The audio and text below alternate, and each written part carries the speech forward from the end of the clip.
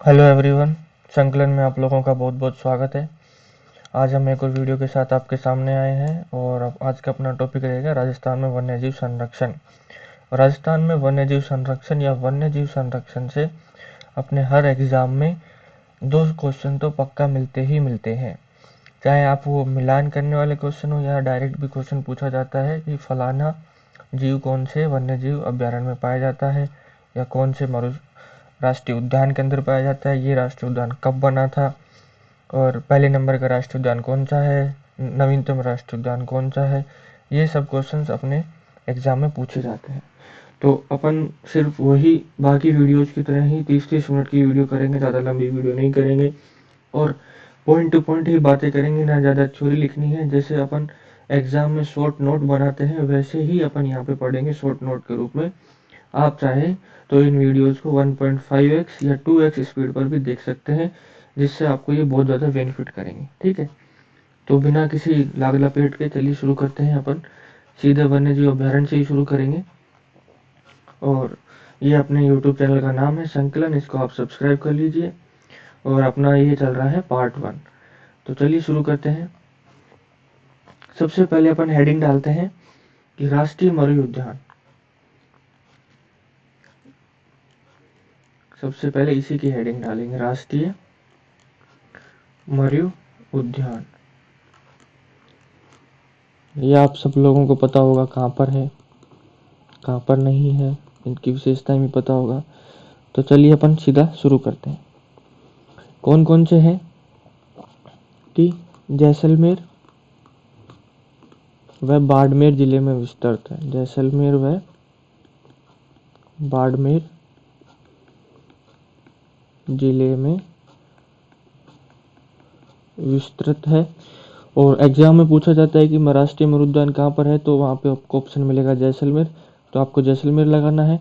अगर बाड़मेर मिलेगा तो आपको बाड़मेर लगाना है। अगर दोनों ही मिलेंगे तो बोथ पे टिक करना है। ठीक है, और अगर दोनों ही मिल जाए और बोथ वाला ऑप्शन भी ना हो तो अपने को जैसलमेर पर टिक करना है कि राष्ट्रीय मृग उद्यान कहाँ पर है, तो जैसलमेर के अंदर स्थित है। फिर बात करते हैं नेक्स्ट पॉइंट पे, बात करते हैं इसमें कि राजस्थान का सबसे बड़ा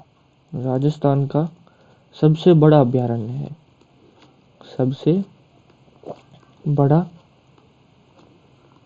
अभ्यारण्य है। ठीक है, ये राजस्थान का सबसे बड़ा अभ्यारण्य है। फिर अपन थर्ड पॉइंट की बात करते हैं कि तीसरा पॉइंट क्या है कि स्थापना कब हुई थी। राष्ट्रीय मृग उद्यान की स्थापना हुई थी 1980 के अंदर। ठीक है, फिर अपन नेक्स्ट की बात करते हैं कि यह राष्ट्रीय राजमार्ग नंबर 15 पर स्थित है।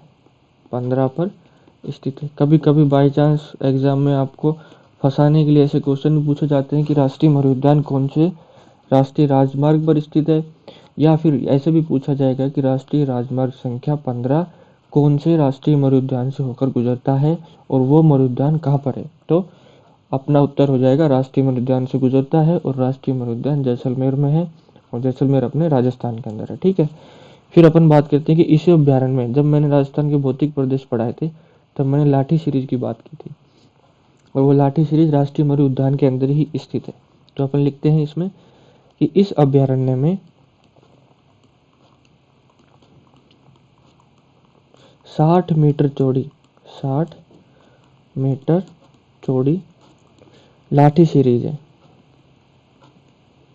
लाठी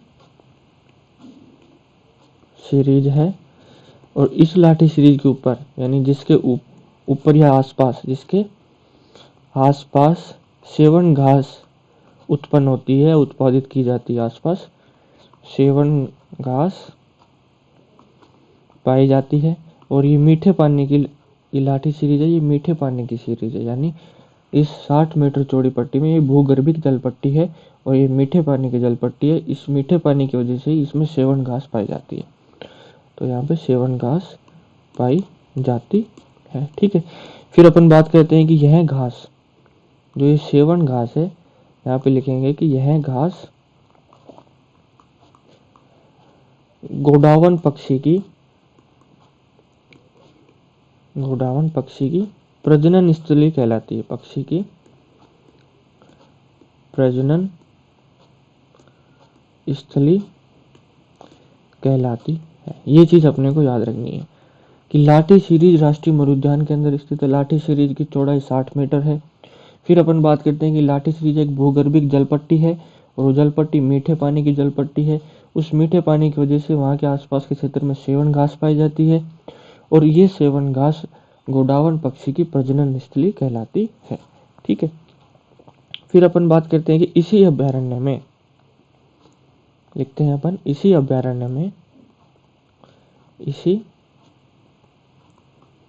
अभ्यारण्य में आक्कलवुड फॉसिल पार्क स्थित है। क्या बात करेंगे? आक्कलवुड फॉसिल पार्क स्थित है। ठीक है, ये भी आपको याद रखना है। फिर अपन नेक्स्ट की बात करते हैं। नेक्स्ट में क्या करेंगे कि वर्ष 2009 में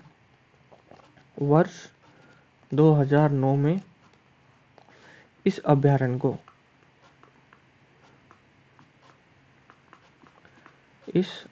को विश्व धरोहर सूची में सम्मिलित करने का प्रस्ताव रखा गया था। विश्व धरोहर में सम्मिलित करने का प्रस्ताव रखा गया था। ठीक है, सम्मिलित नहीं है, प्रस्ताव रखा गया था। ठीक है, ये चीज अपने को ध्यान में रखनी है, रखा गया था। ठीक है। फिर अपन बात करते हैं कि जैसलमेर का जो शाहगढ़ है वहां पे शाहगढ़ में बल्क में अफ्रीका के चीतों को बढ़ाया जाएगा। जो अफ्रीका में चीते पाए जाते हैं वो इस अभ्यारण्य में लाके उनकी संख्या को बढ़ाया जाएगा। ठीक है, ये चीज आपको याद रखनी है, लिखने की जरूरत नहीं है। अब इसी अभ्यारण्य में अपन ने बात की थी गोडावण की, तो अपन गोडावण के बारे में भी कुछ 2-4 बातें लिख लेते हैं या पढ़ लेते हैं। तो गोडावण की बात करते हैं अपन। तो गोडावण में लिखेंगे कि 21 मई 1981 को राज्य पक्षी घोषित किया गया। राज्य पक्षी घोषित किया गया। ठीक है। फिर अपन बात करते हैं कि इसके उपनाम की बात करते हैं। इसके गोडावण के कौन कौन से उपनाम है? तो इसका आ जाएगा माल मोरडी।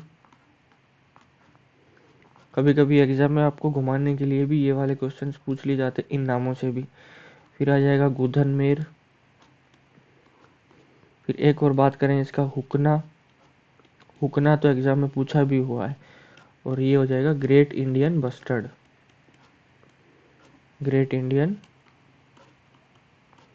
बस्टर्ड। ठीक है। फिर इसका वानस्पतिक नाम देखते हैं अपन। गोडावण का वानस्पतिक नाम में अपन देखें तो इसका हो जाएगा आर्डियोटिस नाइग्रोसेप्स। ये इसका हो जाएगा वानस्पतिक नाम। अब इसके तहत अगर बात करते हैं कि लिखते हैं 1980 में, यहाँ लिखते हैं कि 1980 में जयपुर में गोडावण संरक्षण को लेकर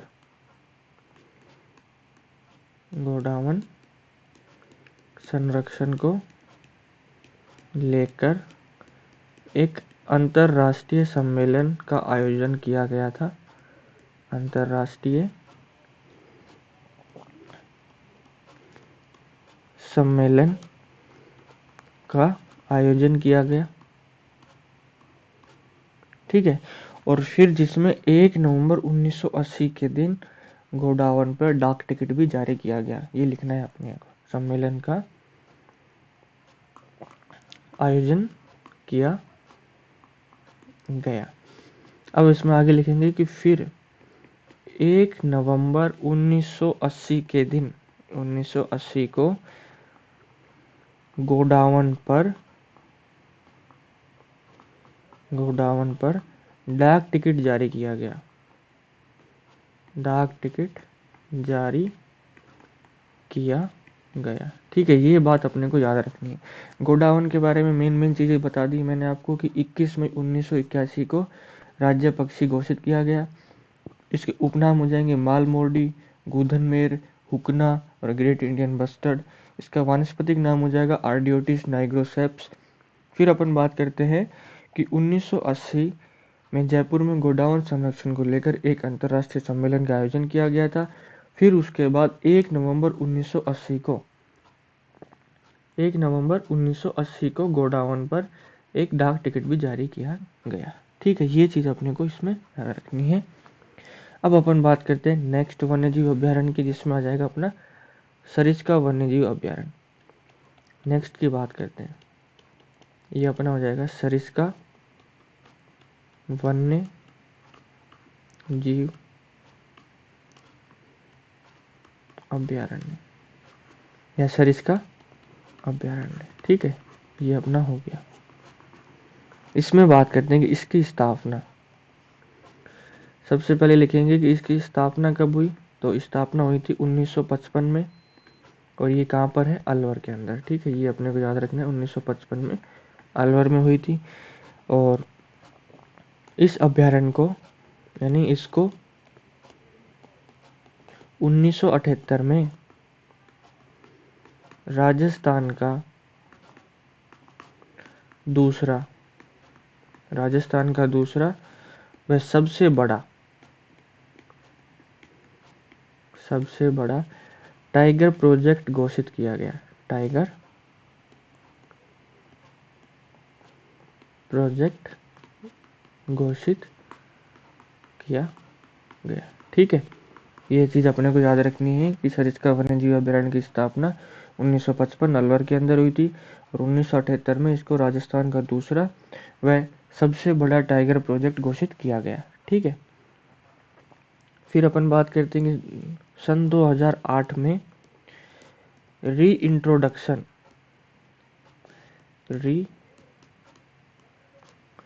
इंट्रोडक्शन योजना के तहत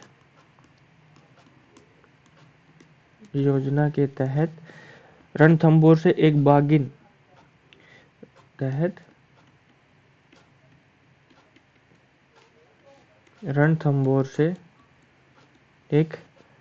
बाघिन T16 को सरिस्का लाया गया। T16 को सरिस्का लाया गया। ठीक है, ये मैंने आपको बता दी, लेकिन मुझे कुछ ज़्यादा इंपॉर्टेंट लग नहीं रही है। फिर इसमें एक बात करते हैं कि सबसे बड़ा, और एग्जाम में बहुत बार पूछा हुआ है कि यह हरे कबूतरों के लिए प्रसिद्ध है। यह हरे कबूतरों के लिए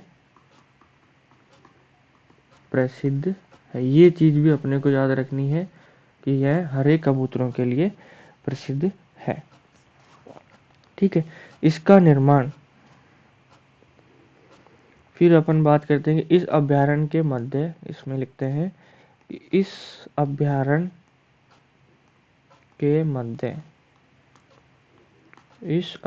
के मध्य RTDC Rajasthan tour development corporation की होटल टाइगर डेन है। ये चीज अपने को याद रखनी है, जिसे पहले शाही महल के नाम से जाना जाता था। जिसे पहले शाही महल के नाम से जाना जाता था। ठीक है, ये चीज अपने को याद रखनी है कि इस अभ्यारण्य के मध्य RTDC की होटल टाइगर डेन है, जिसे पहले शाही महल के नाम से जाना जाता था। फिर अपन बात करते हैं कि इसका निर्माण राजा विनय सिंह ने, देखते हैं कि यहाँ पे इसका निर्माण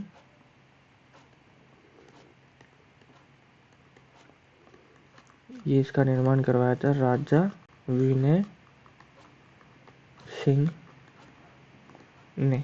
ठीक है, फिर अपन बात करते हैं कि इस अभ्यारण्य में 4 मंदिर स्थित है। इस अभ्यारण्य में 4 मंदिर स्थित है। कौन कौन से हैं? पहला हो जाएगा ताल वृक्ष मंदिर, फिर दूसरा हो जाएगा अपना भर्तृहरि मंदिर, ये तो एग्जाम में भी बहुत बार आया हुआ है भर्तृहरि मंदिर। फिर आ जाएगा तीसरा पांडुपोल मंदिर। पांडुपोल मंदिर क्योंकि यहाँ पे पांडु आके ठहरे थे, इसलिए इसको पांडुपोल कहते हैं। अगर आपको वो याद हो तो कि एक गदा से भीम ने पहाड़ को तोड़ दिया था, उस वजह से पांडुपोल मंदिर बनाया गया यहाँ पे। फिर अपना आ जाएगा नीलकंठ महादेव मंदिर। नीलकंठ महादेव मंदिर, ये 4 मंदिर सरिस्का वन्य जीव अभयारण्य में आते हैं। ठीक है,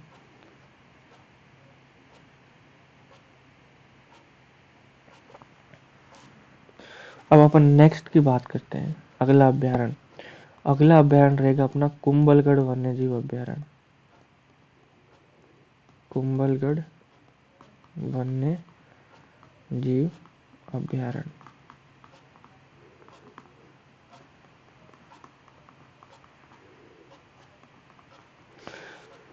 कुंभलगढ़ की बात करें तो यह कौन कौन से जिलों में फैला हुआ है? ये 3 जिलों में फैला हुआ है और ये तीनों एग्जाम में पूछे जाते हैं।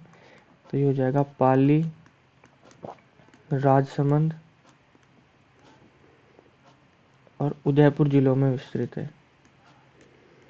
उदयपुर में विस्तृत है। ठीक है,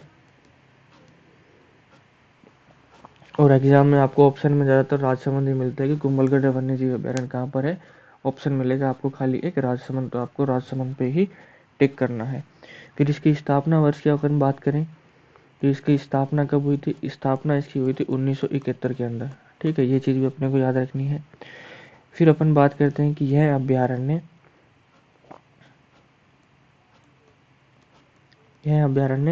भेड़ियों की प्रजनन स्थली कहलाता है। भेड़ियों की प्रजनन स्थली कहलाता है, ये चीज़ भी आपको याद रखने लायक है, प्रजनन स्थली कहलाता, क्योंकि एग्जाम में सीधा सीधा पूछा जा सकता है कि भेड़ियों की प्रजनन स्थली कौन सा अभ्यारण्य कहलाता है, या फिर ये हो जाएगा कि भेड़ियों की प्रजनन स्थली कौन से जिले में स्थित है। ठीक है, ये चीज़ भी याद रखना है आपको। फिर अपन बात करते हैं कि यहाँ पर मतलब कुंभलगढ़ वन्य जीव अभ्यारण्य में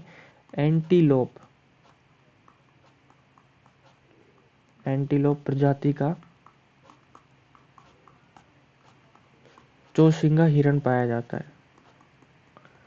चौसिंगा हिरण पाया जाता है, ये चीज़ भी आपको याद रखने लायक है। फिर ठीक है, फिर अपन बात करते हैं एक लास्ट पॉइंट की कि रणकपुर का जैन मंदिर। रणकपुर का जैन मंदिर इसी अभ्यारण्य में स्थित है। इसी अभ्यारण्य में स्थित है। ठीक है, ये अपने को 3-4 बातें इस अभ्यारण्य के बारे में याद रखनी है। एक बार वापस से रिवाइज कर लेते हैं फटाफट कि कुंभलगढ़ वन्यजीव अभ्यारण्य पाली, राजसमंद, उदयपुर जिले में विस्तृत है। इसकी स्थापना हुई थी 1971 में और यह अभ्यारण्य भेड़ियों की प्रजनन स्थली भी कहलाता है और यहाँ पर एंटीलोप प्रजाति का एक चौसिंगा हिरण पाया जाता है और रणकपुर का जैन मंदिर इसी अभ्यारण्य में स्थित है। और जिले का पूछे कि रणकपुर का जैन मंदिर कौन से जिले में स्थित है, तो ये हो जाएगा पाली में, और पाली जिले के अंदर ही कुंभलगढ़ वन्यजीव अभयारण्य भी आता है। ठीक है, ये चीजें अपने को याद रखनी है। ठीक है, तो ये अपने रणकपुर के जैन मंदिर भी इसी में स्थित है। अब अपन नेक्स्ट की बात करते हैं, अगले अभ्यारण्य की बात करेंगे कि राष्ट्रीय चंबल घड़ियाल अभ्यारण्य। ठीक है, नेक्स्ट अपन लिखते हैं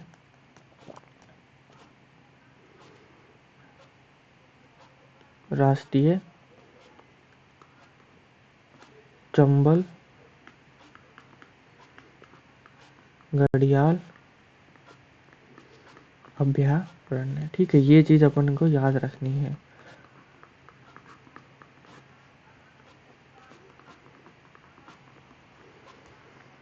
अब इसके बारे में लिखते हैं कि इसे 1979 में अभ्यारण्य का दर्जा दिया गया, में अभ्यारण्य का दर्जा दिया गया। ठीक है, ये चीज अपने को याद रखनी है कि 1979 में इसको अभ्यारण्य का दर्जा दिया गया। और इस अभ्यारण्य को जलीय पक्षियों की शरणास्थली व घड़ियालों का संसार कहा जाता है। क्या लिखेंगे कि इसे जलीय पक्षियों की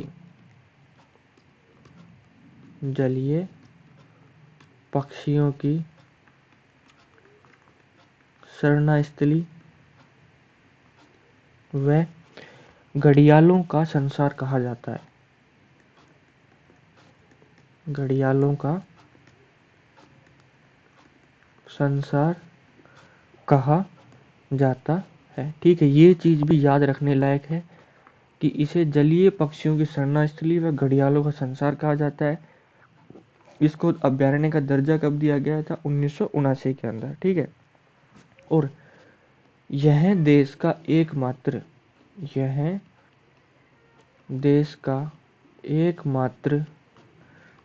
जलीय नहीं, नदीय अभ्यारण्य, चंबल नदी पर है तो नदीय अभ्यारण्य है। ये चीज भी अपने को याद रखनी है कि यह देश का एकमात्र नदीय अभ्यारण्य है। ठीक है, ये चीज भी अपने को याद रखनी है। और एक कौन सी चीज याद रखनी है अपने को कि जलीय पक्षियों की शरणास्थली और घड़ियालों का इसको संसार कहा जाता है। फिर इसमें नेक्स्ट अगर अपन बात करें कि यह एक अंतरराज्यीय अभ्यारण्य है। ये चीज अपने को इसमें याद रखनी है कि यह अंतरराज्यीय, ठीक है, अंतरराज्यीय अभ्यारण्य है। अंतरराज्यीय अभ्यारण्य जो एमपी यानी मध्य प्रदेश, अपने एमपी के अंदर पाया जाता है, फिर राजस्थान में भी है और यूपी में है, क्योंकि चंबल नदी एमपी से निकलती है, फिर अपने राजस्थान में भी बहती है और यूपी में जाके यमुना में मिल जाती है। इसलिए एमपी, राजस्थान और यूपी के अंदर ये अभ्यारण्य फैला हुआ है। क्यों फैला है? क्योंकि एक नदी अभ्यारण्य, नदी के अंदर ही स्थित है। फिर अपन बात करें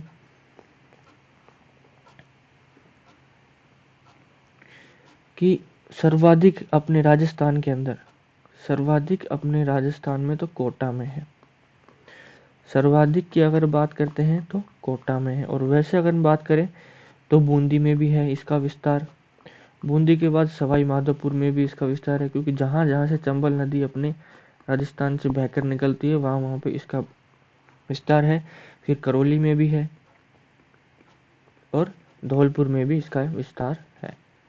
ठीक है, ये अपने इसके हुए 4-5 जिले। फिर इसकी बात करें कि ग्रेट बाउंड्री फॉल्ट है ना, जो ग्रेट बाउंड्री फॉल्ट का विस्तार इसी अभ्यारण्य में है। का विस्तार यानी ये है ग्रेट बाउंड्री फॉल्ट का विस्तार भी इसी अभ्यारण्य में है। इसी, और ये ग्रेट बाउंड्री फॉल्ट कहाँ पर है? सवाई माधोपुर के तकरीबन लगता है इसी अभ्यारण्य में है। ठीक है, ये चीज अपने को राष्ट्रीय चंबल घड़ियाल अभ्यारण्य के बारे में याद रखनी है। फिर इसमें एक और अब लिख लेते हैं कि यह अभ्यारण्य गांगे सुंस नामक जीव के लिए प्रसिद्ध है। लिख ही लेते हैं कि यह गांगे सुंस नामक जीव के लिए प्रसिद्ध है। ठीक है, जीव के लिए प्रसिद्ध है। बस राष्ट्रीय चंबल घड़ियाल अभ्यारण्य के बारे में ये 5-6 पॉइंट ही हैं जो आपको याद रखने हैं। इसके अलावा आपको कुछ याद नहीं रखना है। वापस से रिवाइज कर लेते हैं एक बार फटाफट कि 1979 में अभ्यारण्य का दर्जा मिला था इसको। यहाँ जलीय पक्षियों की शरणास्थली व घड़ियालों का संसार बोला जाता है इस अभ्यारण्य को। देश का एकमात्र नदी अभ्यारण्य है। 3 राज्यों में फैला है, एमपी, राजस्थान, यूपी। सर्वाधिक अपने कोटा में है, फिर बूंदी में है, सवाई माधोपुर में है, करौली में है, धौलपुर में भी है। ग्रेट बाउंड्री फॉल्ट का भी विस्तार इसी अभ्यारण्य के अंदर स्थित है। फिर अपन बात करते हैं कि गांगे सुंस नामक जीव के लिए प्रसिद्ध है। अब अपन बात करेंगे कि सज्जनगढ़ वन्य जीव अभ्यारण्य। ठीक है, अब अपन बात करेंगे सज्जनगढ़ वन्य जीव अभ्यारण्य के बारे में। सज्जनगढ़ वन्य जीव अभयारण्य। ठीक है,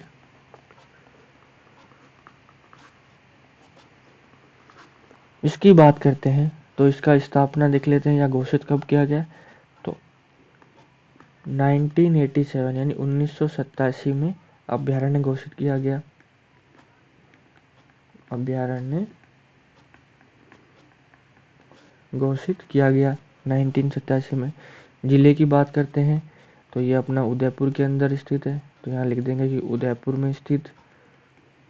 फिर अपन तीसरे पॉइंट की बात करें कि राजस्थान का दूसरा सबसे छोटा, राजस्थान का दूसरा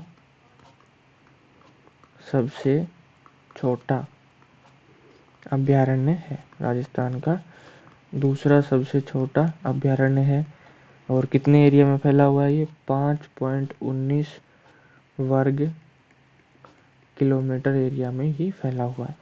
फिर इसके बाद करते हैं, यह राजस्थान का दूसरा जैविक उद्यान है। राजस्थान का दूसरा जैविक उद्यान है। बस इसके बारे में सिर्फ अपने को इतनी ही बातें याद रखनी है कि 1987 में इसको अभयारण्य घोषित किया गया था। राजस्थान का दूसरा सबसे छोटा अभयारण्य है और ये उदयपुर में स्थित है और इसका एरिया हो जाएगा 5.19 वर्ग किलोमीटर। और राजस्थान का दूसरा जैविक उद्यान है, पहला है अपना नाहरगढ़ जयपुर के अंदर। बस इसके बारे में अपने को इतनी ही चीज़ें याद रखनी है। अब अपन नेक्स्ट की बात करते हैं। नेक्स्ट हो जाएगा जयसमंद वन्यजीव अभयारण्य। जयसमंद वन्यजीव अभयारण्य। जयसमंद वन्यजीव अभयारण्य की अगर अपन बात करते हैं तो इसमें भी लिखेंगे कि 1955 में इसको घोषित किया गया। तो यहाँ लिख देते हैं कि 1955 में अभयारण्य घोषित। ठीक है, फिर इसकी बात करेंगे कहाँ स्थित है जयसमंद, तो ये भी अपना उदयपुर में स्थित है। उदयपुर में स्थित। ठीक है, फिर अपन बात करें कि इसे जल घरों की बस्ती भी कहा जाता है। क्या लिखेंगे कि इसे जल घरों की बस्ती कहा जाता है। बस इन दोनों अभयारण्य के बारे में इतना ही याद रखना है, इससे ज़्यादा अपने को याद नहीं रखना है। ठीक है, क्या कहते हैं कि इसे